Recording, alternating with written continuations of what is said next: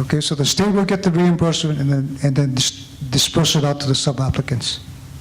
Okay? Next slide. We got some of the handbooks. Laurie brought some of the handbooks. They're in a box over there, and you know, for me being a public school grad, McKinley 66, I can read it and understand it, so I think it'll be okay. And that's our website, and that's the FEMA website. And our slides are on your computer now, so we can distribute it if you need it. Okay, next slide. And that's the contacts. Okay, next one. I think that's it. And that's the close of this.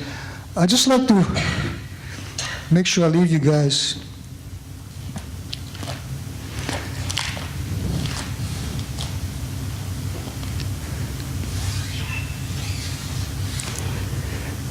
just to make sure that when you do the warrant, that you have an understanding of what the reimbursement process, so that when Honolulu Board of Water goes to Kauai, you know what's going to happen, what the requirements are to get the reimbursement, and how you're going to work. I know we really have this aloha spirit a lot of times when we go and we launch and we want to help, but sometimes you got to make sure that's in writing so that you can get the proper reimbursement. My last story is when we went to Kauai, you know, the power was out.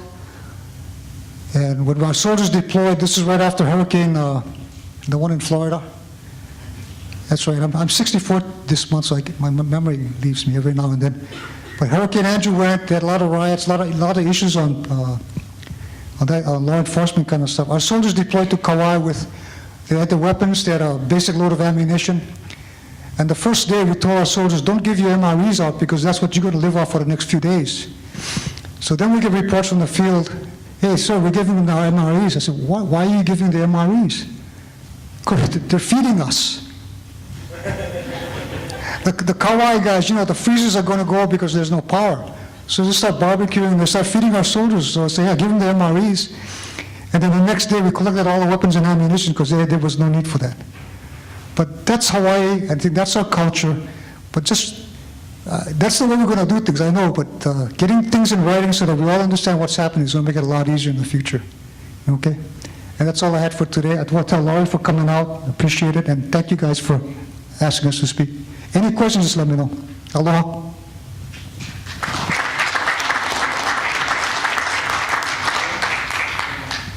Yes?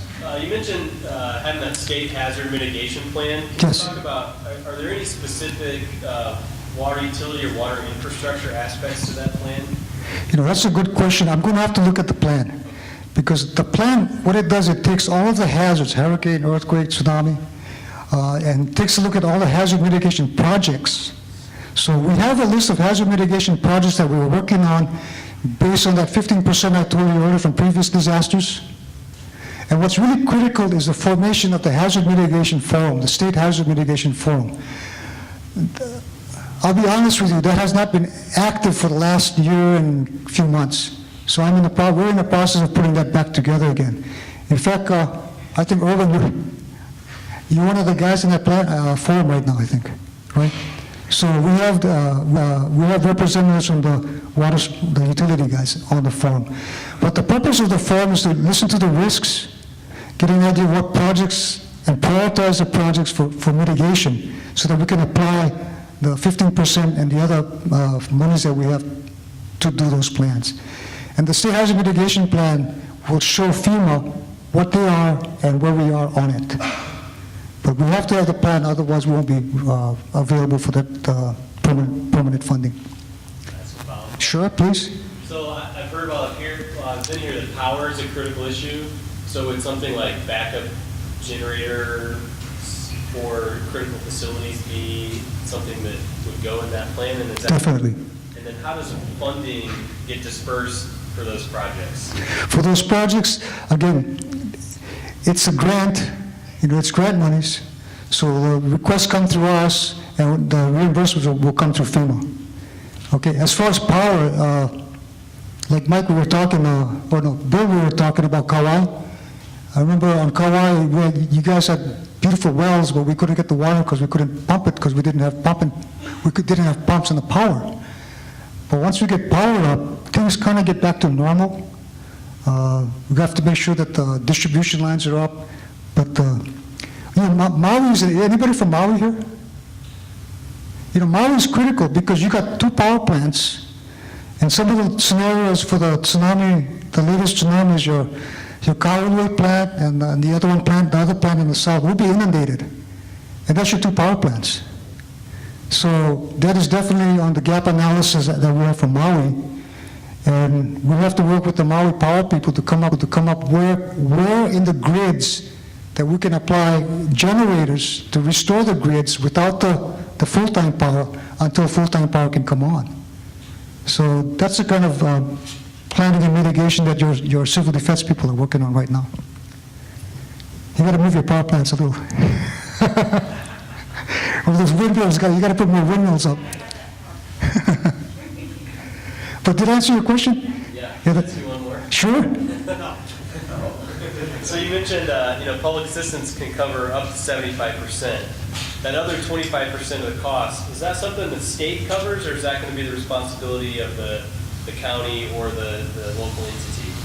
Well, that has to be worked out. This is a, how can I say, not a firm answer. The state has $500,000 in its hazard, in their disaster fund. That is, you look at the Kauai damage from the rainstorm, it's over $2 million. So it's not enough. So it's going to have to be something between the county, the legislature, and the state. Yeah, but that's on us. It's not on FEMA at all. Okay. Any other questions? Hey, thanks a lot. Appreciate it. Thank you very much, Vern. Vern got done a little early, but rather than take another early break or take a 45-minute break or something like that, what we're going to do is just have Ray go ahead and get started and then actually go up to the time of the break. I guess we're ahead of schedule. We're moving along a little faster than we thought or planned for. So Ray will go to 3:15 when we'll take our break then. So Ray has 26 years of experience, and with that experience in emergency preparedness and emergency response, Ray is currently the Emergency Preparedness Program Manager for the City of San Ramon in California. San Ramon, for those of you who are familiar with the 680 corridor between Walnut Creek and Pleasanton, San Ramon's kind of right in the middle of all that, yeah. And he is a certified emergency manager recognized by the International Association of Emergency Managers, the IAEM. He serves as the elected chair for the California Wastewater Agency Response Network. That's CalWARN. And he provides routine support to the U.S. Department of Homeland Security and my agency, the Environmental Protection Agency, on the development of national projects. Now, the examples I'm going to show you isn't going to tell you how you have to do it. It's just how we have done it in California. Number one. Number two, it'll talk about why the agreement is such a critical component of it in the process. And if you saw John's list, the agreement, drafting the agreement was like step 8 or something down there. Remember that the agreement is not the sole purpose of the program. The agreement becomes a tool, a necessary element, and a great process to get you the support that you need to formalize it. The most important part we have of the WARN program is we in California get together every 6 months. We invite WARN members to come together, and we do exercises together every 6 months. We do them in conjunction with the Cal Nevada section of the AWWA.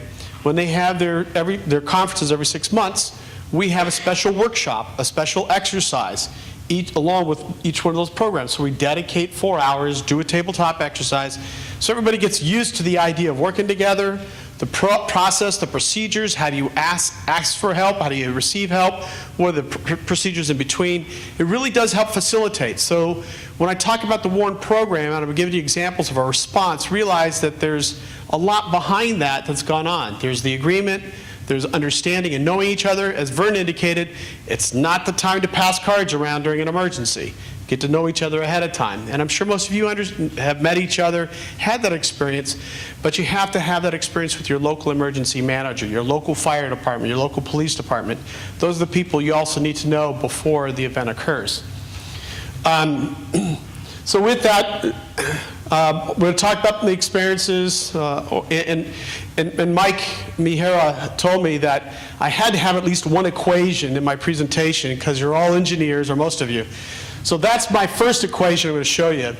The next is this one. This is what we're going to start with. Anybody recognize that? Doesn't matter, we're not going to cover it. What we will cover is the process of a variety of emergencies that we've had over time. I'll first talk about our local emergencies. So it's one utility asking one utility for help. No emergency management involved, no police, no fire. That's the basis of this whole agreement and this concept, and that's why it's called Utilities Helping Utilities. It's really a grassroots effort in how we decided that we needed to be able to reach across the aisle and ask each other for help without having to go through the meandering process that some agencies had. I'll then talk about, yes, there are times you have to have that coordination. I'll talk about some experiences that we had there.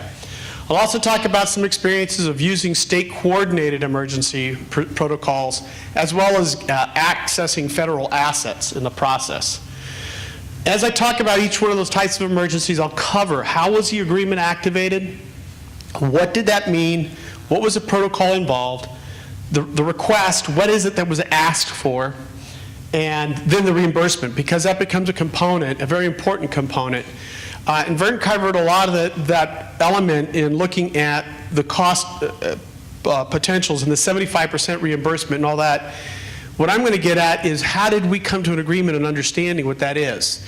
What's very important to understand is in FEMA world is you can't say I'm going to get reimbursed because there's a public declaration of an emergency. You have to have that in your agreement ahead of time for any activation. You can't just ask for, because you know the president's declared an emergency. They'll negate it every time. So that's an important lesson we learned in the process of this as well. So that's just one clarification. So starting with lesson one, don't panic.